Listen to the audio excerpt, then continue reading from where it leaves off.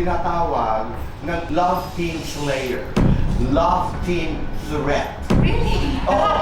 At Bakit kaya ang po? tanong ganito.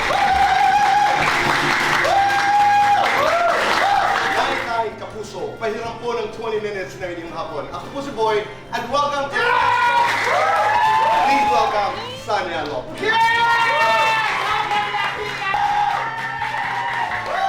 Totoo lang po dito ba na nagulat din ako. Kasi parang ako yung, hindi ko na ina-expect na mangyayari pa yun. 7 years, hindi rin po biro yung 7 years. Hindi ko alam kung bakit, kung paano. Ang hirap kasi kaibigan ko si Barbie, kapatid ko si Jack. So, hindi ko rin alam yung kwento nila pareho. So, pero nandito ako as kaibigan at as kapatid. Sa palagay ko dito, Boy, time na. Kasi kasi dito, Boy, parang Ang hinota, di ba? yes, hindi na tayo pabata. Siguro, may time naman din tayo para doon. Kasi, Tito Boy, pag tumatanda na tayo, parang lahat tayo may, ako as babae, gusto kong magkaroon din ng pamilya. I hope na magkaroon ako ng family na kahit 32, 33, ganun siguro. Okay.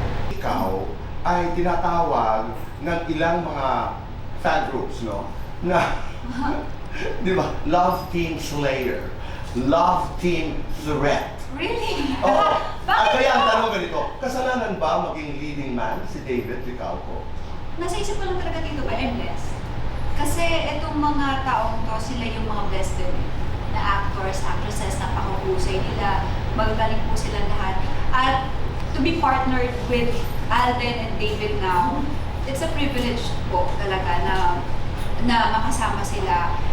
For me, yun po yung okay sa akin. And ako naman po dito, Boy, hindi ko naman talaga, sa totoo lang, hindi ko naman po talaga pinapansin kung ano man yung mga negative nilang sinasabi about sa akin. Kasi, at the end of the day, it's trabaho pa rin. It's work. It's work. Tukso ng bayan, crush ng bayan. Crush ng bayan. Sobrang Latina, sobrang munyeka. Sobrang katina! Huling kasalanang nagawa mo. Magsinungaling? Hindi ko. Huling beses kang nagsinungaling. 1 to 10. Ilan ang manliligaw mo ngayon? 32. Kaya kayo. 1 to 10. Rate your happiness level today. 10. 1 to 10. Rate your kilig level today. 10. Lights on or lights off? Lights on. Happiness or chocolates? Happiness. Best time for happiness. Anytime.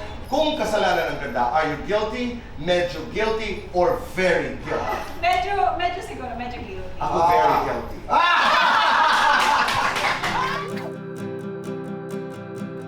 Siyempre, abangan ninyo ngayong Black Saturday na ang Samahan ng Mga Makasalanan. Maganda to dahil it's a feel-good movie.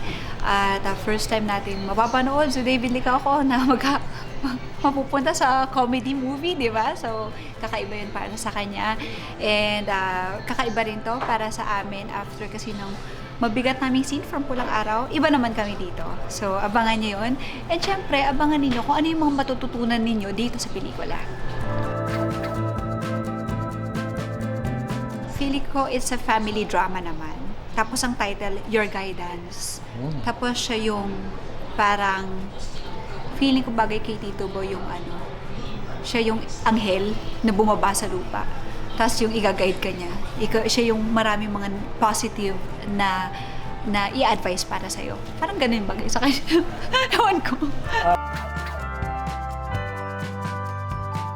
Very different from my past interview dito sa Fast Talk.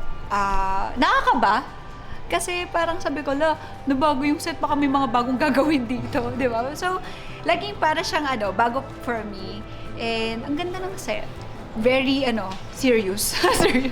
Di ba? Parang masyadong seryoso. Parang, pag si Tito Boy kasi, parang lahat ng question sa'yo, parang sobrang seryoso eh. So, pero maganda yung set. Sanya, maraming salamat.